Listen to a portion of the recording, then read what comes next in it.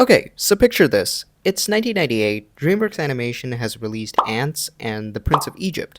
The Prince of Egypt was this epic biblical tale with stunning animation and a powerful soundtrack, while Ants was supposed to be a hilarious, bug filled comedy that captured everyone's attention.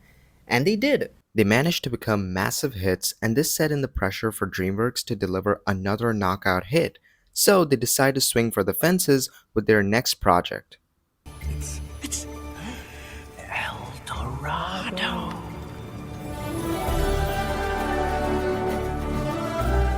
This wasn't just any movie, it was supposed to be their golden ticket to even greater fame and fortune. The makers wanted to capture the classic buddy comedy magic from those old movies with Bob Hope and Bing Crosby. Imagine two total opposites thrown together on a crazy adventure. They cast Kevin Kline and Kenneth Branagh as our dynamic duo Miguel and Tulio, and even brought in songwriters Tim Rice and Elton John to create an unforgettable soundtrack. It seemed like a perfect match, but making a film is no walk in the park. Crafting a story that was both funny and adventurous meant the writers were constantly juggling jokes and character development. They had to make sure the story flowed smoothly while also leaving room for musical numbers that were being cranked out like there was no tomorrow by the entire music team. With the constant changes to the script and storyboards, the animators were always on their toes, trying to keep up with the ever evolving world of El Dorado.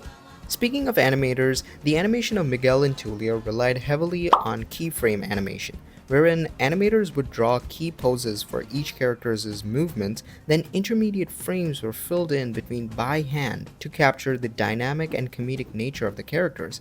The backgrounds were likely painted in watercolors or acrylics. Once the character and background animation were done, they were combined through a process called compositing, where different layers of animation are merged to create the final image. It's also very apparent that there was some experimentation with digital tools for specific effects or to enhance the animation process.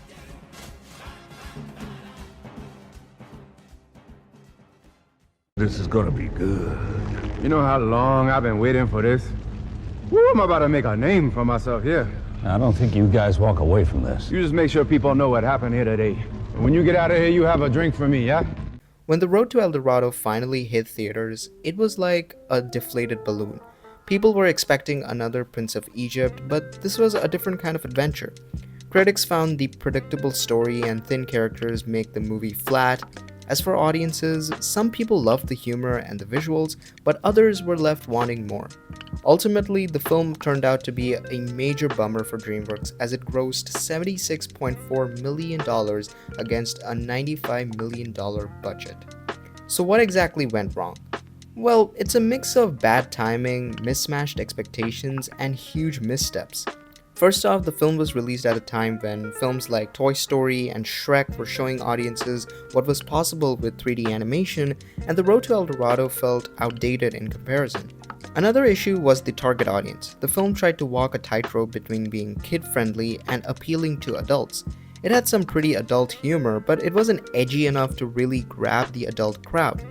It was also a bit more mature for a children's movie with the presence of blood, scary images, and the main characters being con men. Finally, the trailers focused more on the comedy and adventure, but they didn't really capture the heart of the movie. People went in expecting a children's movie or a historically accurate animated film and got something else instead. Over the years, The Road to El Dorado managed to capture the hearts of a loyal group of fans. It's weird how that works, right? A movie that didn't exactly set the box office on fire managed to find its way by providing enough material for meme culture. Now here's my 2 cents on the film. Since this is a 90-minute film that has a pretty simple premise of two con men who stumble upon a map to the legendary city of gold and end up posing as gods, what sets it apart from a lot of other animated films is that it's not trying to be something it's not. It's a fun, lighthearted adventure, and it doesn't overstay its welcome. Each character is distinct and memorable. There's something so undeniably charming about Miguel and Tulio. They're like an odd couple who always have something to bicker over.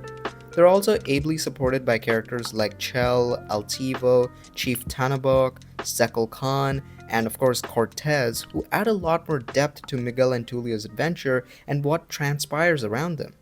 Every frame of animation is a burst of color and life that perfectly captures the lush jungles, the glittering city of gold, and the colorful characters. And then there's the music. The songs by Elton John and Tim Rice perfectly complement the on screen action. The combination of stunning visuals and great music creates a truly immersive experience. It's like you're right there in the heart of the action with all the characters. It's a shame that The Road to El Dorado didn't become a full fledged franchise. With its rich world, memorable characters, and potential for endless adventures, it could have spawned sequels, spin offs, and even a TV series.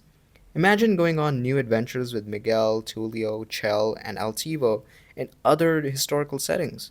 The possibilities were endless, but alas, the film's box office performance dashed those hopes. So the next time you're looking for a film to watch with your friends, give The Road to El Dorado a shot. I think they might like it.